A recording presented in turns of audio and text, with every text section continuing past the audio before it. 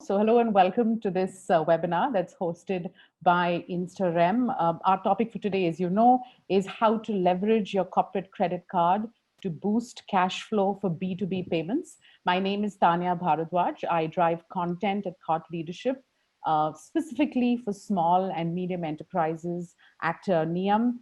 And over the next hour or so, we're really going to try and get you some actionable insights on trends that are emerging in the B2B space, especially in a sort of post-COVID world, and how small businesses can sort of use their credit card as an effective tool in managing their cash flow. As you can see, we've got an A-star sort of lineup of payment experts or payment ninjas, if you will. And let me just take a quick minute then to sort of introduce each one of them. First up, we've got Vikram, who's joining in. Vikram Shetty, he leads B2B partnerships at Visa for the APAC region.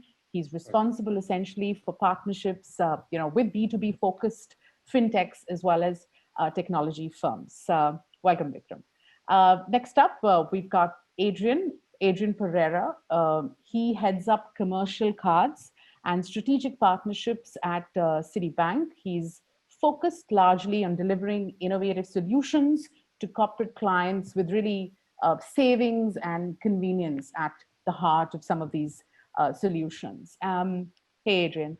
And then we've got, our very own Sanjeev. Sanjeev Razdan is the global head of commercial payments at NIAM. He's focused specifically on, delivering value to small and medium-sized businesses through InstaReM's gamuts of offerings around the world. Hi, Sanjeev. Great.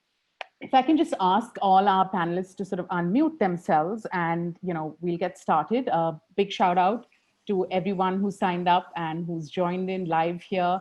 Like I said at the start, please do feel free to leave behind your questions. We can just tackle questions as and when they come. We don't want to wait necessarily for right at the end. Vikram, let me sort of begin by asking you, how are things, as sort of Singapore opens up? I know most of us, at least some of us in India, we're still holed up at home. I suspect it's a little better for you folks in Singapore. I want you to talk a little bit about some of the trends that you're sort of seeing emerge in the B2B payment space. Most people that I speak to, no matter where in the world they are, they're always talking about how the pandemic has sort of acted as this catalyst for an accelerated shift to digital payments. And I'm talking about just beyond accepting customer payments, but even from a B2B payments lens, what are some of the trends that you've seen emerge? Yeah, first of all, thank you very much for inviting me. This is really a great opportunity. So what are we seeing? We're seeing actually, what we had planned would happen over a period of time. As you know, Visa is very focused on digital payments. We've been driving a lot of innovation into the market, and we've kind of seen that come through. But at the same time, we know that a lot of businesses, corporations, individuals have been badly impacted by this whole period. Businesses have been shut for long periods of time. In some markets where there was an opening, they've now shut down again. And there's clearly a sense of uncertainty in the air. But what this does is that businesses have to reevaluate how they run. So, looking at doing things as we are all, at least I am still now working from home. How do I run my daily business without actually being in front of my customers or my suppliers and managing? So that's been, I think, a big change that we have seen is that the number of electronic payments and card-based payments that we have seen domestically has really increased. The other change that's happening is that obviously working capital has become really important for businesses. In these periods where you are having lockdowns for an extended period of time, conserving your cash, ensuring that you have the resilience for a longer period of time is something which is a key priority for a lot of businesses. So people are taking decisions. We have seen, as an example, that people are conserving cash. They are reducing their cost as much as they can. They are really looking at their cost base and seeing where can I now as I plan for the, as the economy comes back, where should I be investing? What are the opportunities that I have? And that is something which I believe is going to be a key theme. This whole theme around developing resilience is going to be a key theme for all our, large companies, small businesses, financial institutions, and others as well. So where is the working capital coming from? Fortunately, Singapore government has been supporting businesses very aggressively. We have seen that the financial institutions have played their part. They have been big supporters of small business. They have continued to remain engaged. And then we have seen that there is also this innovation that people are trying to muster up any kind of credit line that they have, keeping it current, and helping them, helping their own suppliers as well by extending them credit or kind of paying them earlier and using their working capital lines to keep their supply chain going. So in short, the changes that we have seen, faster adoption of digital payments, people searching on different ways in which they can develop resilience, looking at their working capital in a very strategic way, seeing where can they leverage more working capital from their supply chain or from the systems, and also paying attention to ensure that their supply chain is available once the market opening happens. So all of this are the changes that we have seen, and this is Asia-wide. Right, right. Thanks for that, Vikram. I mean, it's almost like we fast forwarded 10 years, isn't it? Right. Adrian, let me ask you, Yep. for small business owners, more often than not, sort of personal and business finances are intertwined. And I'm sure even during, this sort of pandemic, a lot of folks, perhaps even some of those who've joined us today, have had to tap into, their own personal funds to try and keep their businesses afloat. What I'm trying to really get at is, if you could maybe, give us an idea on how we, as a small business, needs to sort of start thinking about how to leverage a credit card in times like these. Because to be perfectly honest, I think most of us, when we think of a credit card, it's travel, entertainment, eating out, right? You don't really think about how else can you use it for yourself. Yep. Firstly, thank you very much for inviting me for this session, and good evening, everyone.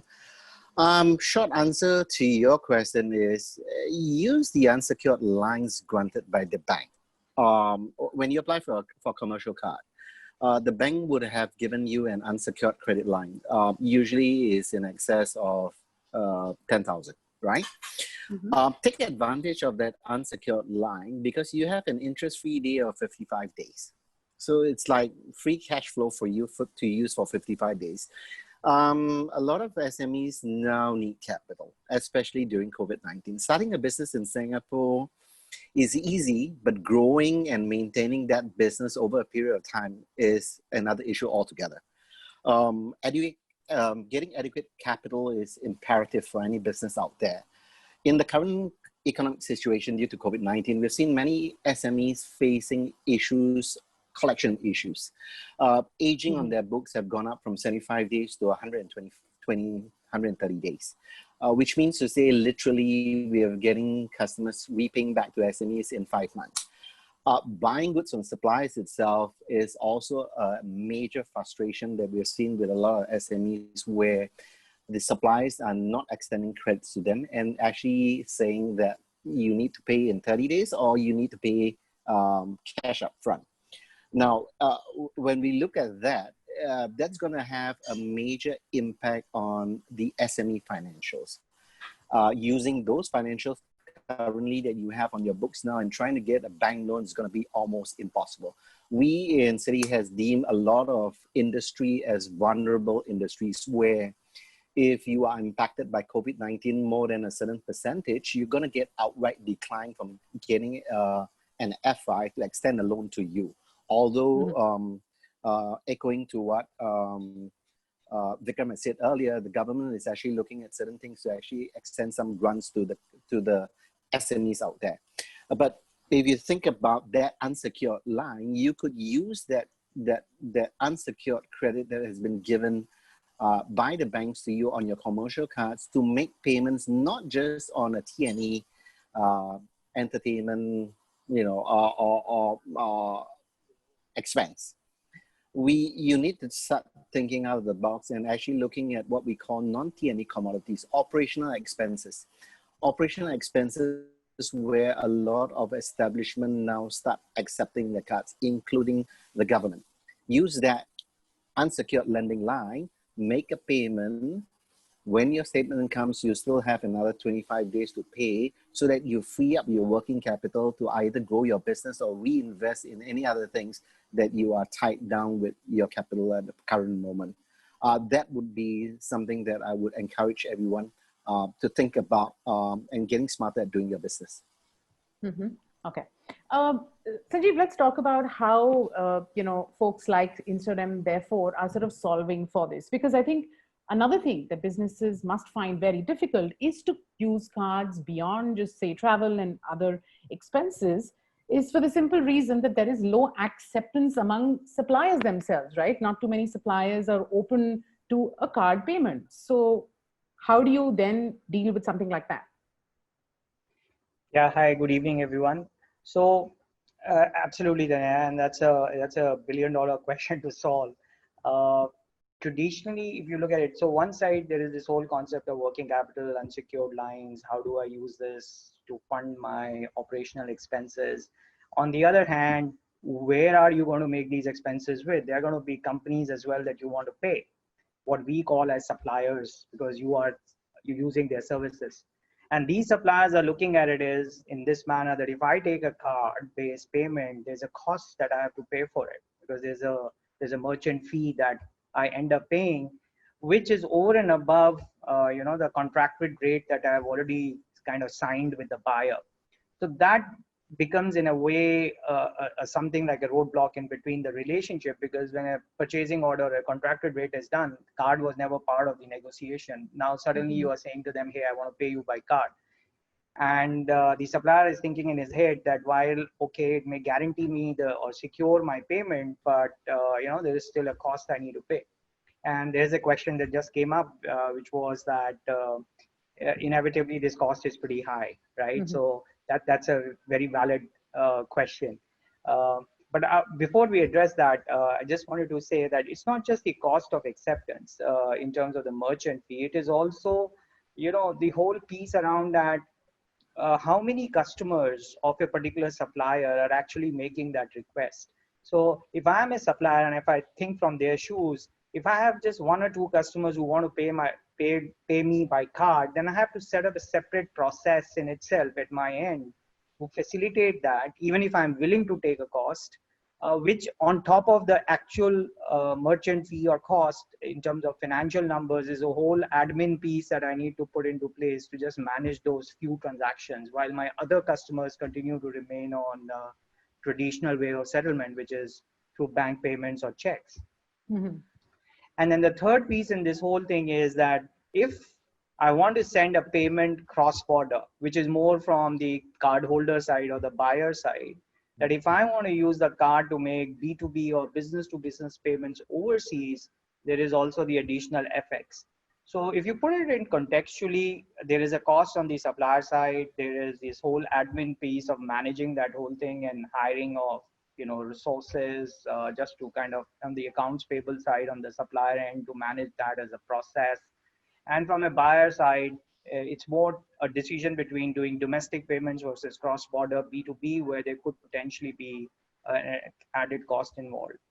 So to the question of how, so this was a situation that, we kind of put our heads together and along with Citi and Visa, and we said, how do we solve this, right? Because there's a whole lot of customers on the bank side who have these cards with unsecured lines. The network wants to promote, the use of the cards, both for domestic and cross-border.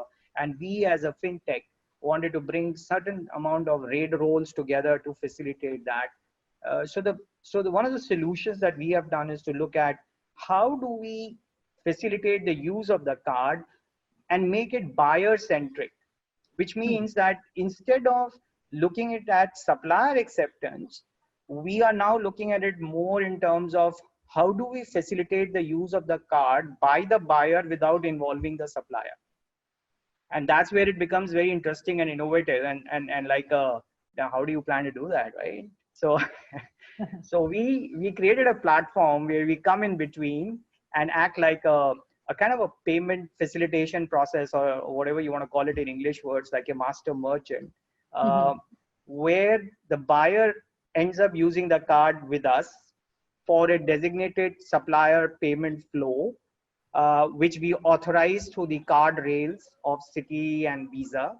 And then we make the payout to the beneficiary, which is a supplier, through a standard bank, electronic bank transfer function.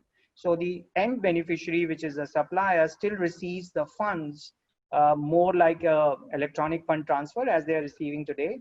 But the buyer gets the benefit of funding that through a card-based platform, and therefore get the benefits of cash flow or working capital, as Vikram was saying, and utilizing the unsecured lines, as what Adrian was saying, that have been issued by the bank. So it becomes like a win-win for everyone. It becomes a win-win for the buyer to get the benefits of using the card-based payment flow, and a win-win for the supplier because they are out of the equation, they're not involved in it. They don't need to pay that cost. They don't need to set up all that admin setup for managing those card-based transactions, and for the bank as well. Okay, great. I hope. Sorry, I just wanted to add something to what Sanjeev said. I think one of the key things that we have to realize is that we are delivering optionality, right? So today, if you're running a business and you are now in the environment that we are in, where things are uncertain, one of the things that you would want to have is that you would want to have options available to you, that in the event things change or tomorrow we have a faster recovery than what we are anticipating today, how do you capacitize for that growth that will come in? Or if the situation continues the way it is and your working capital, or rather your business continues to remain stressed for a slightly longer time, then how do you deal with that? So you must, as a business owner, have a wide range of options available. And what working with Citi and NIAM and InstaReM we put together is one very crucial part of that, which is a viable option for them to now access something that they did not think that they had a use for, but now can really help them in either accelerating their growth or being in a defensive position for a longer period of time. Yeah. Vikram, that actually sort of prompts me to my next question, because we're talking about, you mentioned about how businesses need to sort of reevaluate the way things are done, and I think it's a no-brainer that businesses are being sort of forced to digitize their payments. At this point, I think it'll also be valuable for you to talk to us a little bit more about your BPSP or business payment solution providers offering, which sort of helps businesses maximize their cash flow and also have greater control over their payment processes. Not only how is it useful in these times, but if you can just draw back from experiences in the past, and if you could tell us a little bit about how it's helped businesses. Sure. So one of the, I'm sorry, I'll take the first stab at this, though Adrian is our guru and Sanjeev is obviously a lot more experienced as well.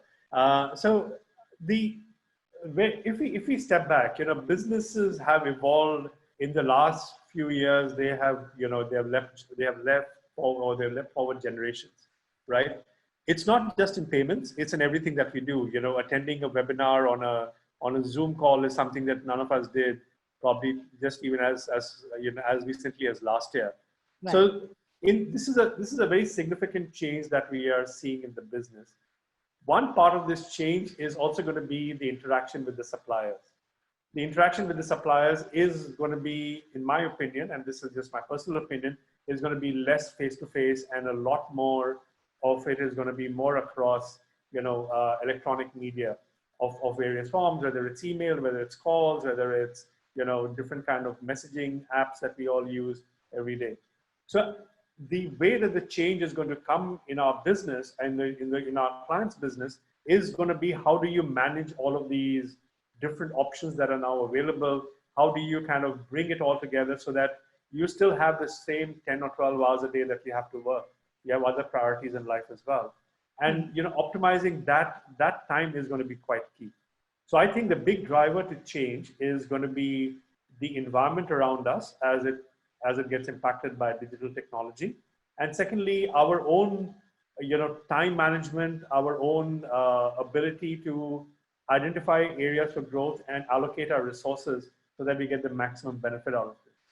So in that sense, what we are proposing here today to the audience that was listening to us is that your time is important, your working capital is important, your customers and your suppliers are important.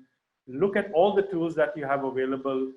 Do not be, what you had last year may not be the best solution this year. So there's a time for change, and you have to crest the wave and achieve your goals. So that's my thought about it. Maybe Adrian and Sanjeev have more to add on that. Sure. Adrian, would you like to take a stab at it? And maybe, yeah, I mean, we have been doing BPSP basically since the launch with Visa itself. We have seen a huge success. I think I've been seeing a lot of questions with regards to who's paying the MDR, things like that, some of the participants is actually asking. To answer that question, historically, prior to BPSP, the rates was really high. The MDR associated with the transactions would be in the range of about 2% easily. With BPSP, that rate has tremendously shifted downwards. It's even cheaper sometimes taking a bank loan, over a short-term bank loan basically. And we have seen huge success in that area itself. So definitely ask questions. Look out for your partners out there like Niam, or reach out to the banks, whether it's Citi or any other banks that you're using there, to find out more about the BPSP program, because it's something new. I wouldn't say new. It was launched almost about a year back. Not many people are aware of this, and this seminar allows that platform for a lot of SMEs to actually start thinking things differently and using the platform that Vikram has been saying and Sanjay have been talking about, to leverage and do things very differently compared to the way you are actually looking at running your business historically. That's basically what I would add basically to Vikram's.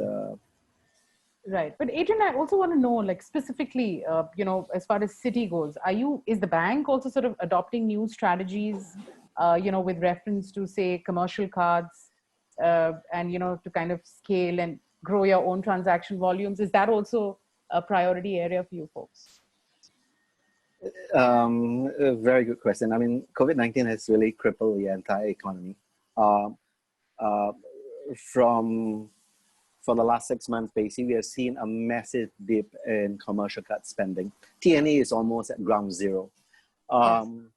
And we have to rethink. And I think this is something that is not new to everyone who has been experiencing COVID-19. At Citi, basically, what we're looking at is centralizing all our operations. We're moving towards digital platform because that's the new norm, all right? Give you an example, in the consumer world, historically, you would see our direct sales force standing at an MRT station, trying to approach a customer and so on. That's all gone. Over the last 6 months, you are not allowed to actually do any what we call road shows and so on.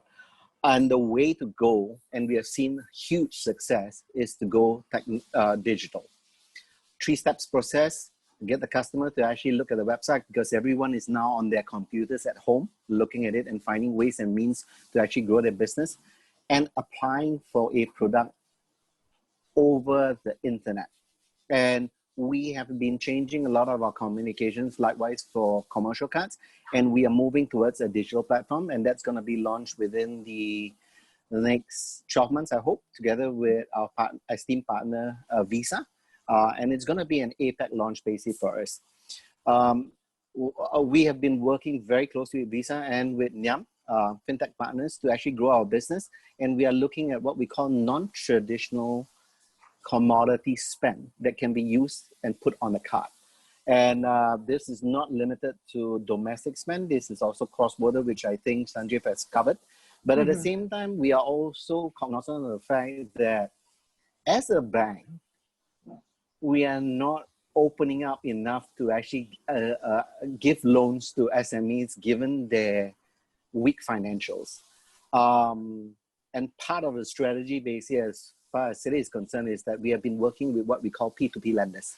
So the three P2P lenders that we have on our books is Validus, Funding Society, and Invoice Interchange.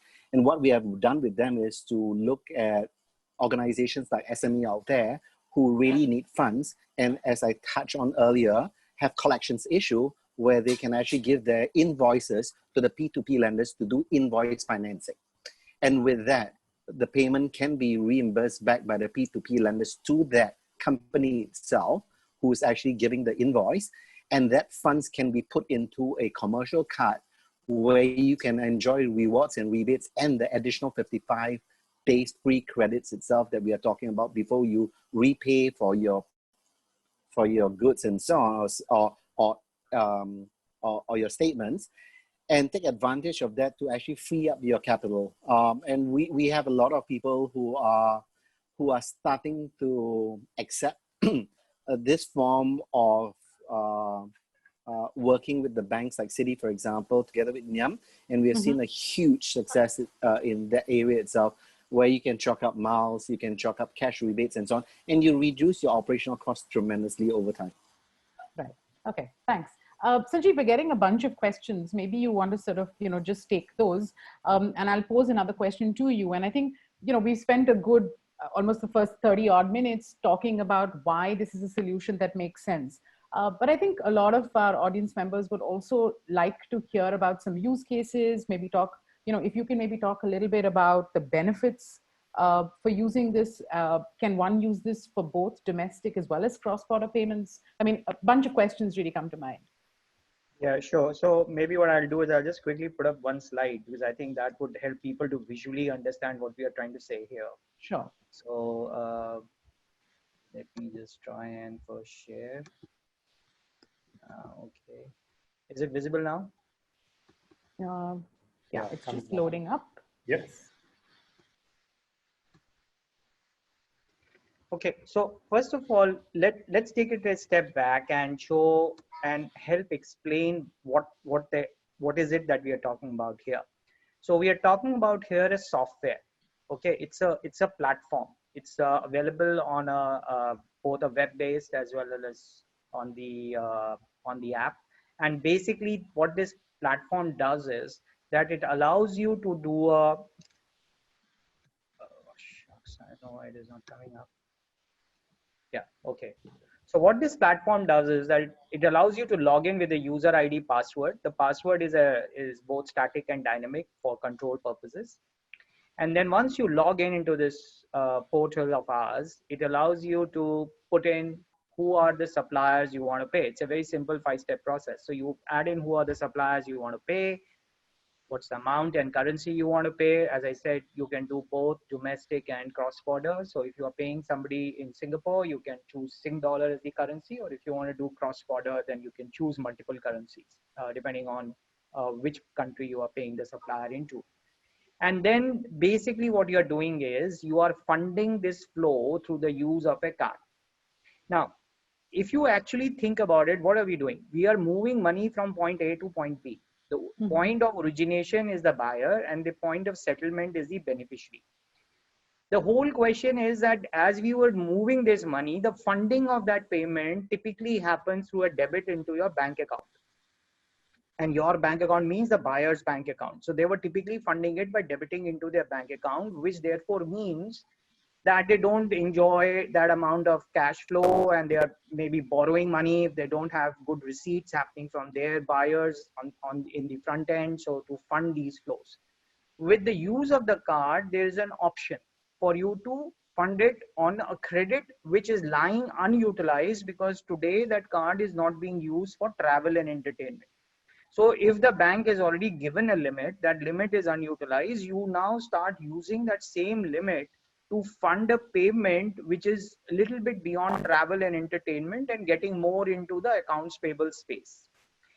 The other key point here is this beneficiary or the supplier. As you see here, the beneficiary still gets the payment like a normal bank settlement. So the beneficiary is not accepting card directly or is not becoming a merchant. So the traditional mindset is that the merchant there should be some merchant who should accept the card. What we are trying to do is break that paradigm and saying there is no need for the supplier to become a merchant. The supplier continues to receive the money through a normal bank transfer, but it is the buyer which is actually using and funding the card as a source of cash flow for managing this payment to the beneficiary. So as long as that fundamental concept is understood, I think the BPSP thing can be understood in terms of what it does. And then there's, Adrian was alluding to the fact that there is always a cost factor involved, that what's the cost and who's going to pay for it. So in the traditional sense, the supplier was paying a merchant discount rate or a merchant fee, or whatever you want to call it, which was upwards of 2%. And therefore, they always had this problem that, boss, I have a contracted rate, now I have to pay 2% more. You know, this is not something that I want to do. And there was always a big pushback that they would do onto the buyers. In this model, what happens is they are not involved. So they're not expected to pay a fee. It is the buyer that is absorbing the fee, and if that fee is substantially lowered to even a point where it is cost effective for them to accept it, because it is even better than the cost of borrowing that they may have today if they are taking a short-term unsecured loan, then it is a viable proposition for the buyer to do so. And then in addition to that, there are benefits which I have just illustrated here. The first being the extension of the days payable outstanding or credit period by 55 days. So if you look at it from this perspective, that typically you get about 30 days as invoice terms from the supplier. And if you now extend your payment by 55 days because you fund it through card on this model that I've just explained above, you end up having a cash flow of around 85 days.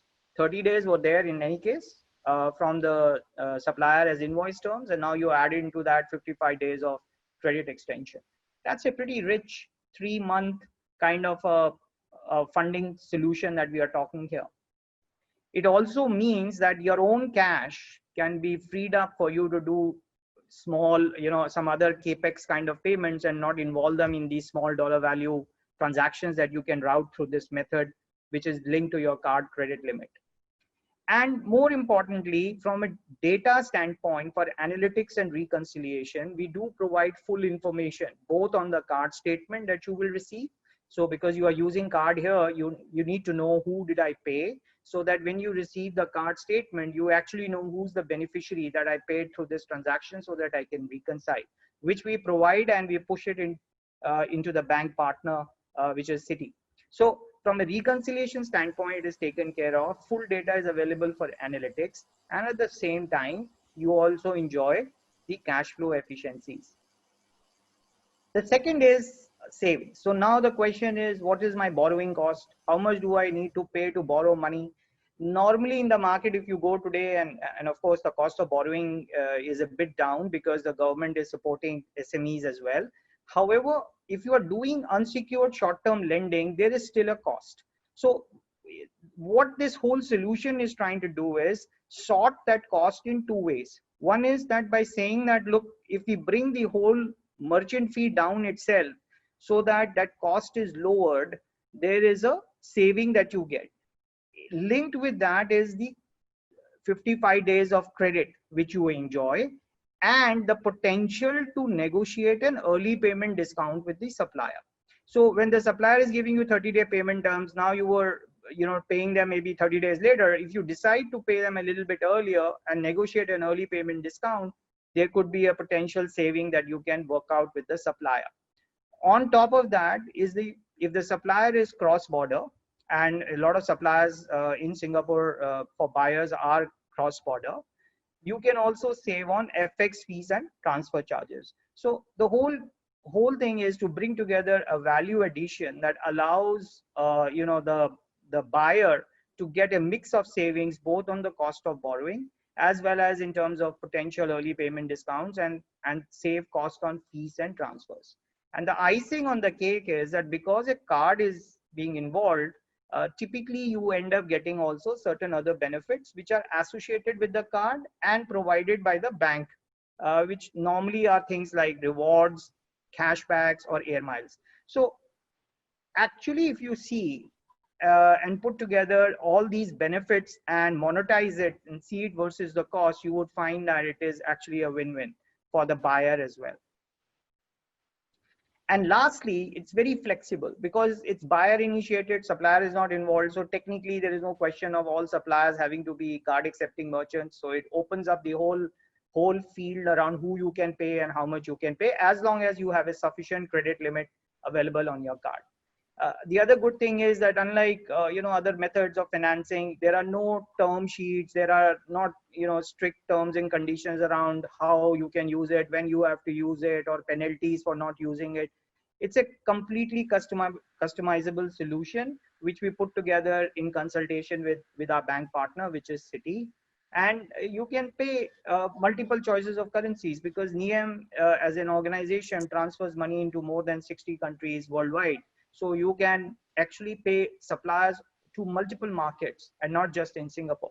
So it brings you that flexibility around how you want to manage your cash flow and who do you want to pay. So I think those are some of the benefits that I wanted to share. Right. Sanjeev, I just want to take one question that's come on email. And this question is asking that, can I pay my, not just my suppliers, but also vendors for things like commercial rent, etc.? Yes. So again, it is buyer centric. So basically, as long as you are paying someone who's not on a prohibited category, like you're not paying somebody for, like a gambling or casino or any of that kind of stuff.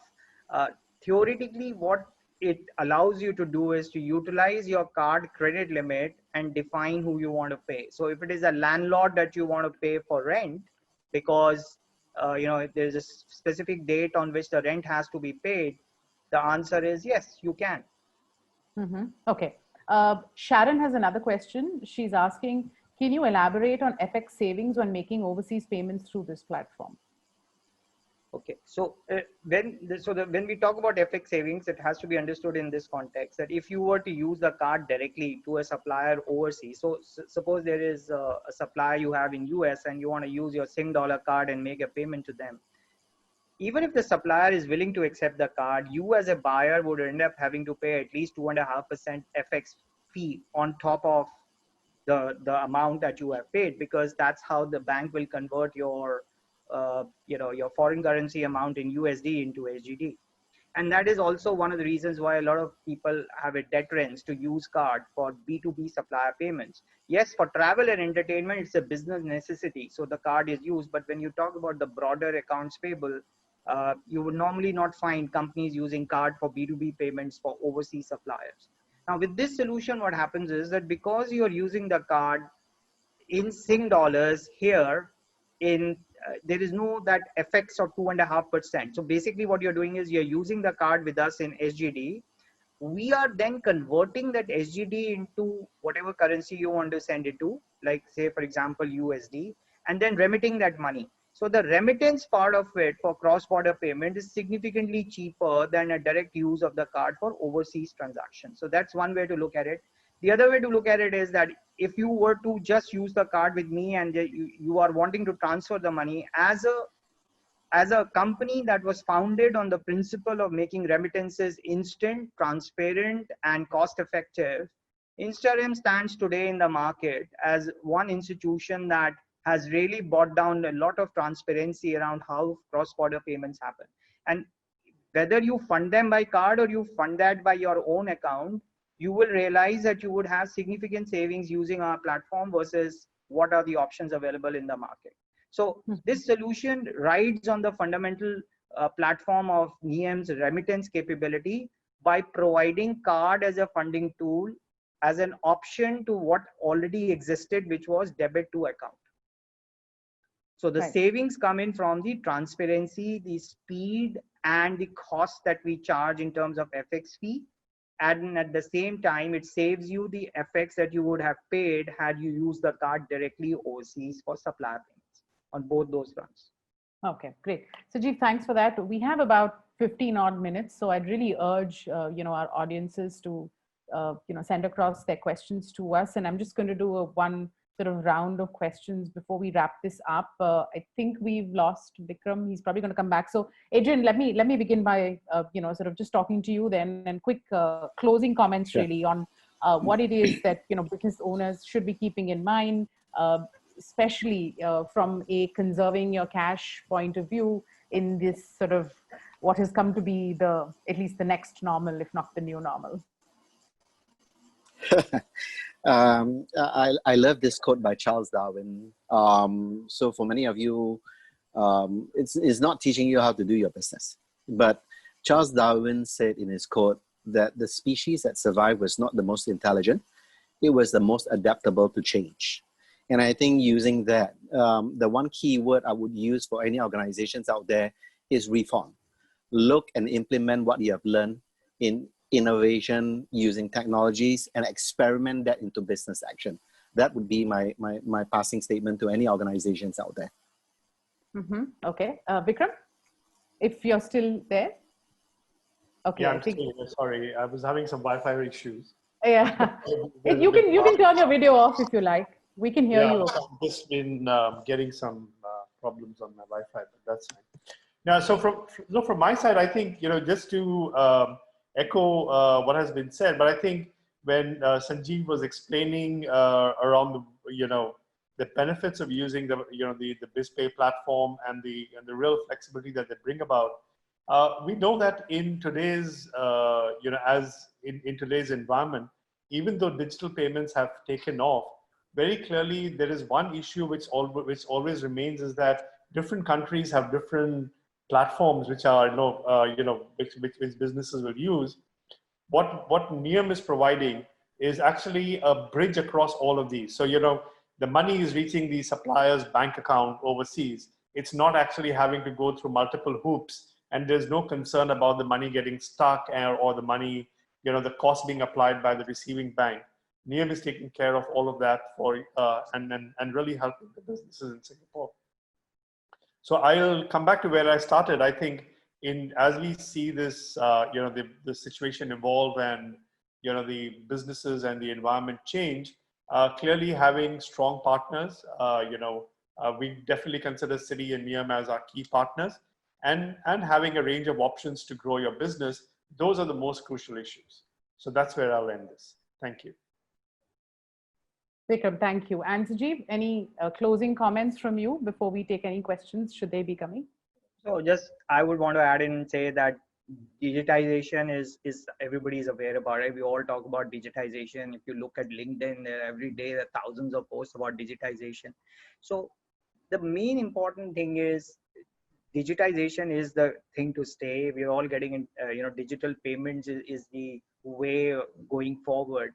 But more importantly is that we as individuals who are part of an organization and are running it, how willing are we to make that change? How willing are we to innovate ourselves to adopt those changes that are happening around us? And if we don't, we'll miss the bus. Some of these stuff that we just talked about is really making an impact in how companies are now looking at managing cash flow.